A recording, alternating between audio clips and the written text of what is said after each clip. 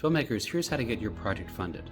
I'm Adam Leipzig, a Hollywood producer. Here's my advice for an aspiring filmmaker who wants to get their project funded. The reality is that if you're looking for a lot of money, it's going to be really hard if you are a first-time filmmaker. But that doesn't mean you shouldn't make a movie. It just means you've got to downscale your ambition. Just find a way to make it yourself. Studios, streamers, the big entities are really not going to come and fund your movie unless you have a big movie star involved with a first-time director, and that happens so rarely. So what do? Just figure out a way to make it. Make it with people who are available to you. Make it for pennies instead of dollars, because what you're trying to do with that film is just to show how good you are, to show your stuff. How you can rub two sticks together and make fire. That is the way you actually get your next project funded. So key to getting your first film funded is just figure it out, do it by any means necessary, by any means possible. That's going to show how great you are and how you can get your next film done. Think about that.